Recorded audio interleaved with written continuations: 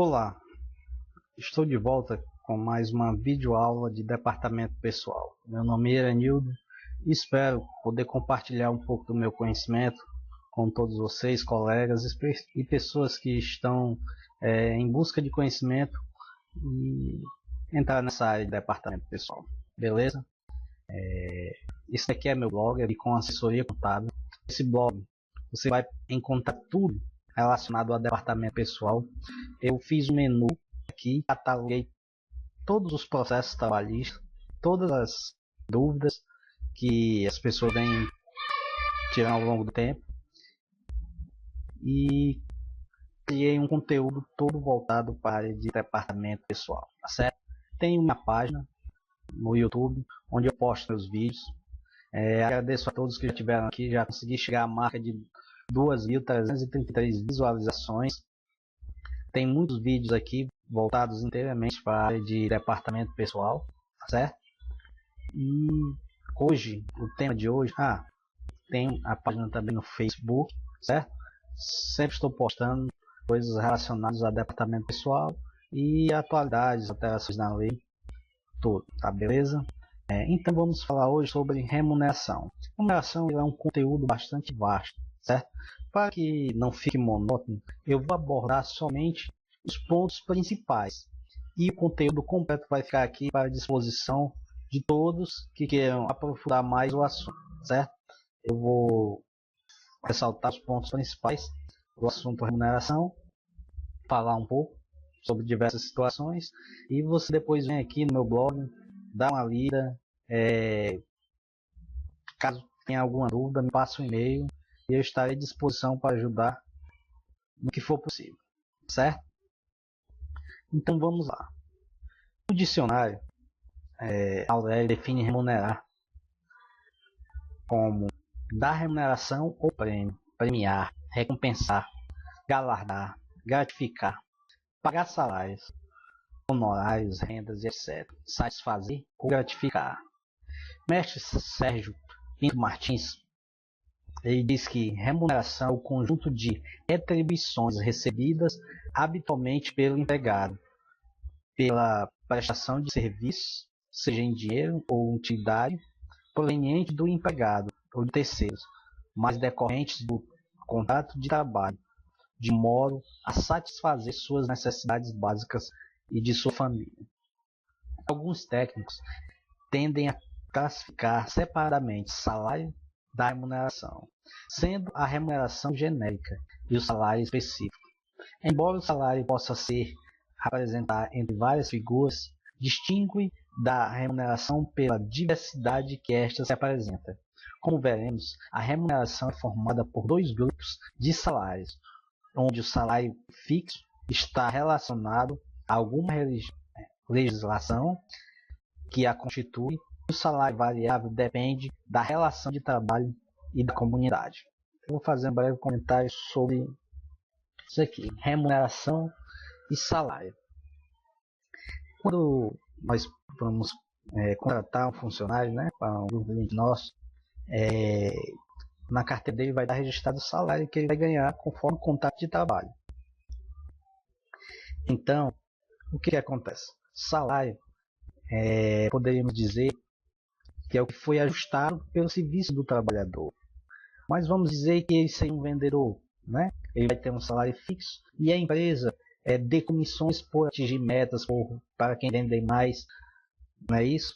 Vamos dizer que ele também recebe gorjetas dos clientes.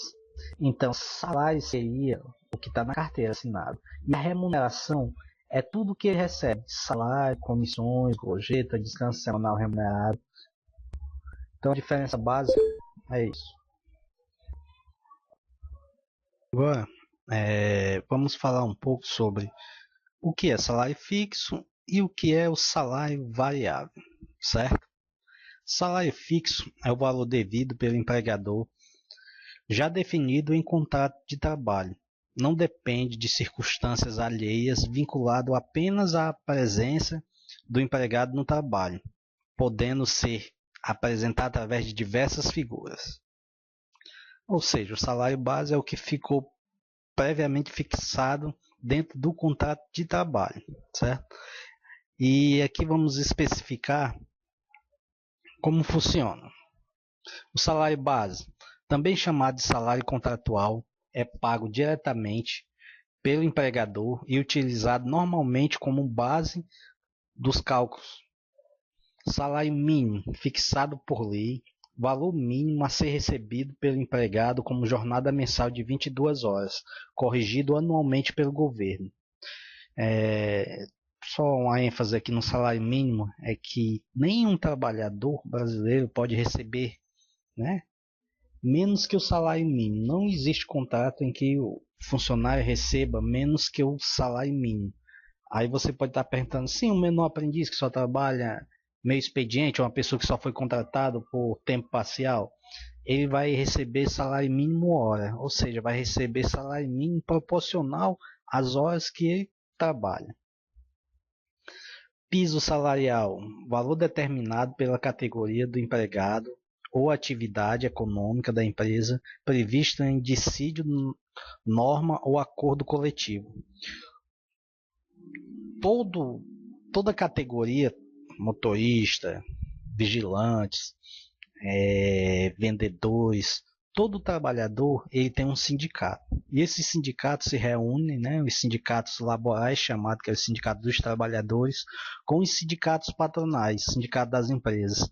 E eles se reúnem para discutir questões de salários e questões de melhoria para os trabalhadores. E dessa reunião sai um acordo coletivo, né, ou dissídio, e nesse acordo fala-se o salário, o piso da categoria. Quase todos os trabalhadores do Brasil eles recebem acima do salário mínimo, por conta desses acordos coletivos, por conta dos pisos de cada categoria. Salário profissional, exclusivo para as categorias dos profissionais liberais, médicos, advogados, engenheiros, dentistas, etc. Salário normativo, valor determinado pela categoria do empregado ou atividade econômica da empresa, previsto em dissídio, norma ou acordo coletivo. Salário líquido, valor a ser recebido pelo empregado após os cálculos legais das verbas trabalhistas, folha de pagamento, férias, rescisões. Ou seja, quando você encerra a folha, né, lá vai estar o salário do funcionário, vai ter os descontos de INSS, vale transporte, adiantamentos, e o que sobra, a parte líquida que o trabalhador vai receber é chamado de salário líquido, ou seja, é o salário menos os descontos. O salário bruto é a remuneração total do trabalhador, certo? Essa parte aqui, salário variável, é uma retribuição fornecida pelo empregador em dinheiro ou in natura, podendo ocorrer em previsão contratual ou pela prática habitualmente adotada, podendo ser em percentagens, metas, prêmios, comissões e etc. Sobre os salários variáveis, nós podemos ressaltar o seguinte, dar um exemplo. Vendedores. Geralmente os vendedores eles têm salário fixo, salário da categoria, e recebem comissões pelas suas vendas.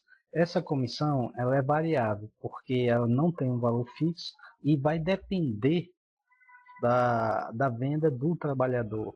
Hora extra.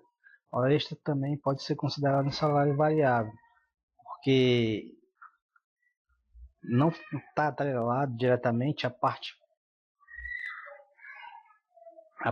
fixa do salário do trabalhador, certo? Agora nós vamos dar uma olhadinha aqui na modalidade da remuneração. Sendo certo que a remuneração corresponde à integração dos elementos em conjunto ou isolados, podemos admitir as seguintes modalidades. Salário é o salário das formas mais tradicionais de pagamento pela relação de trabalho, podendo o salário ser pago por hora, dia, semana, quinzenas ou mês, conforme convencionado em contrato de trabalho. Comissões A comissão ou premiação é a parte integrante da remuneração, porém tem forma especial de apuração, para compor diversas bases de cálculo. O artigo 143, inciso 3, para o cálculo de 13º salário, as médias aritméticas, ano de exercício e pagamento. Ou seja, os profissionais que recebem comissões, como essas comissões elas variam de um mês para outro, a nossa CLT e alguns julgados trabalhistas também acordos trabalhistas, a gente normalmente tem isso falando em acordos, em convenções dos sindicatos, e elas variam também dependendo de sindicato para sindicato. O que eu quero dizer? Que quando se vai calcular férias, quando se vai calcular rescisão, quando vai se calcular 13º salário de profissionais que recebam comissões, tem que ser feito uma média dos últimos 12 meses, dos últimos 6 meses, de acordo com a informação do sindicato, para que se possa fazer o cálculo dessas verbas rescisórias, certo? E aqui tem algumas súmulas, tem algumas pronunciados que falam sobre a forma de se calcular essas médias. Eu não vou me ater a isso porque não é importante, vocês podem pesquisar melhor e aprender mais buscando outras informações. Nós temos os adicionais. Os adicionais se apresentam de várias formas, podendo ser de insalubridade, periculosidade, adicional noturno, tempo de serviço ou sobre hora extras. Constitui a remuneração e também é utilizado na base de cálculo. Ou seja, os adicionais de insalubridade, quem trabalha em locais insalubres, tipo funcionários que trabalham em hospitais. Periculosidade é quem trabalha com segurança, né, que corre risco de vida. E os adicional noturno para quem trabalha à noite, né, considerado noturno a partir das 22 horas da noite, o trabalho noturno. Certo? Aqui também tem os enunciados e as leis que asseguram esses direitos e os percentuais. Existem os percentuais de insalubridade, periculosidade. O adicional noturno ele é calculado sobre a hora normal, um adicional sobre a hora normal. Salário in natura, não é importante para a gente aqui. Gorjeta, ela funciona da mesma forma como as comissões, certo? Elas integram também a base de cálculo. Abonos, o abono Abonos integração, artigo 157 da CLT, especialmente inciso 1º, conceitua os abonos pagos pelo empregador como salário, devendo repercutir nas parcelas remuneratórias, nas hipóteses como no caso dos autos, em que a própria norma que os concede estabelece a sua não incorporação para outros efeitos. O abono também funciona como gorjeta, como comissões. Aí é que vem aquela velha história, salário que está na carteira. E os variáveis, abonos, adicionais, tudo mais, gratificação. O salário mínimo, como a gente já falou, está previsto pela Constituição Federal. Ele é reajustado, né, anualmente, em janeiro, certo? E nós vamos falar um pouco agora sobre formas de remuneração. Ajuda de custo. A empresa pode exercer uma atividade econômica que necessite efetuar um pagamento ao empregado a título de ajuda de custo para despesas de viagem, quando essas despesas são reembolsadas fora da folha de pagamento e através de documento contábil. Elas não vinculam a remuneração salário, independente do valor, servindo apenas como transação de atividades externas, definido que a parcela tenha natureza jurídica de ajustada de custo, não terá ela seu valor incluído no salário, para nenhum efeito, independente de exceder de 50% do valor dele, já que essa condição só se refere a diarista. Essa ajuda de custo funciona muito para representantes comerciais, pessoas que têm que fazer o seu deslocamento. Muitas vezes a empresa contrata um representante e ele tem que ir em diversas cidades Então eles recebem uma ajuda de custo para hospedagem, para alimentação, para transporte, e esses valores eles não entram na base de cálculo do salário, ou seja, eles não fazem parte da remuneração do trabalhador.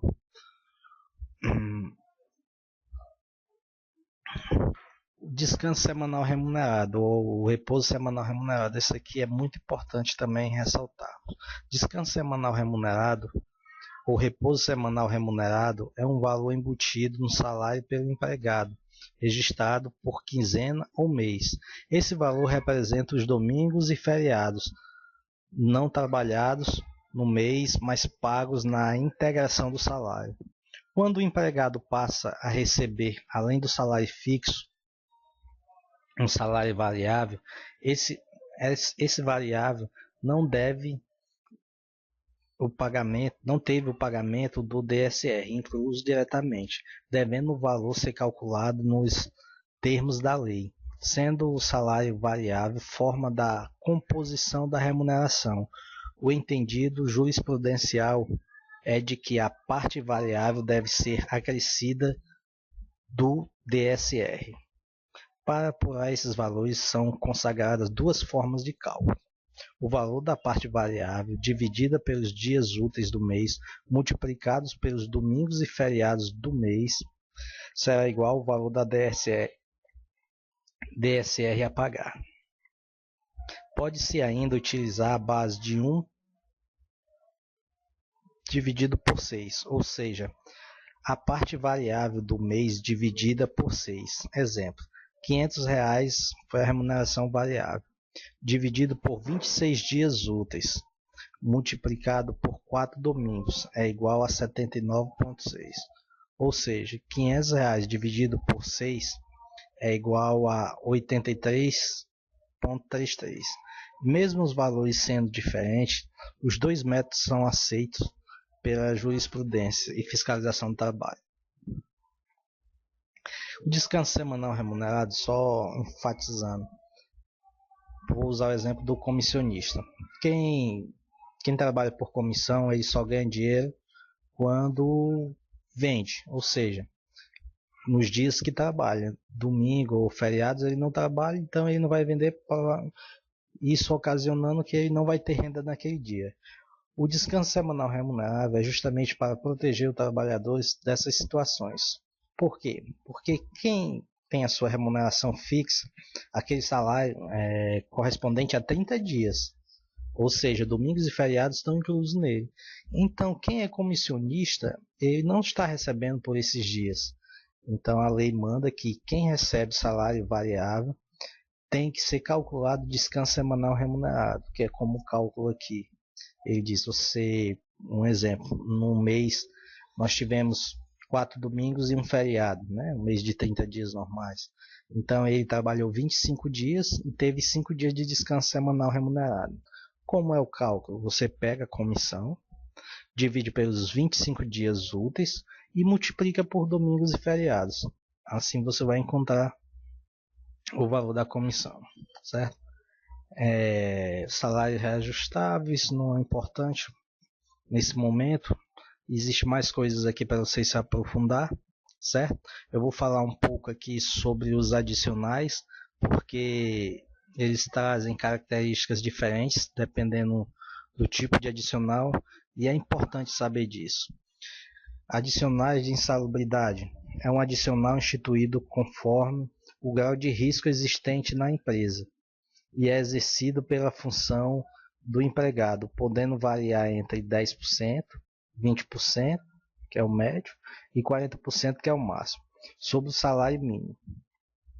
O adicional de salubridade, ele é interessante frisar que, independente do salário do trabalhador, ou seja, a pessoa trabalha em um hospital, tem um salário de R$2.000, é um recepcionista, uma pessoa que trabalha na limpeza, o adicional dele de salubridade não vai ser calculado sobre o salário base dele, vai ser sempre levado em consideração o salário mínimo nacional. Esse percentual de 10, 20 ou 40 é sobre o salário mínimo nacional. Existem algumas categorias que conseguiram na justiça que esse adicional fosse pago em cima do salário deles. Vou citar um exemplo aqui, os dentistas. Eles conseguiram eliminar através de uma súmula na justiça que as empresas sejam obrigadas a pagar sobre o salário base dele, mas os demais não conheço nenhuma outra categoria. O grau de risco é verificado conforme o Código Nacional e Atividade Econômica, CNAE, o qual é atribuída no CNPJ e confirmado no anexo 5 do Decreto Regulamentar. O médico do trabalho pode auxiliar na interpretação do grau de risco, bem como acompanhamento de tabelas do Ministério do Trabalho.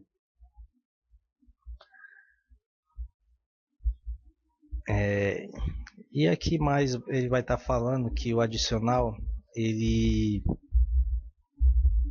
vai fazer parte da remuneração do trabalhador para todos os demais cálculos, tá certo? A questão do adicional de periculosidade, ele é um adicional específico recebido pelo empregado que trabalha em função de inflamável ou explosivo. Sua percentagem é de 30 sobre o salário base. A questão da periculosidade, ela já tem essa diferença da insalubridade. A periculosidade ela é calculada, né, sobre o salário base, ou seja, sobre o salário de carteira do trabalhador, diferentemente da insalubridade, que é sobre o salário mínimo nacional. E o adicional noturno, que é pago, né, para pessoas que trabalham entre os horários de 22 horas às 5 horas do dia seguinte, caracterizando assim para trabalhador urbano já em outra relação de trabalho. Exemplo, rural ou advogado. Esses horários sofrem alterações, porém a legislação entende haver um desgaste maior do organismo humano. Criou algumas variantes em relação à hora diurna, por isso que nós temos o adicional noturno.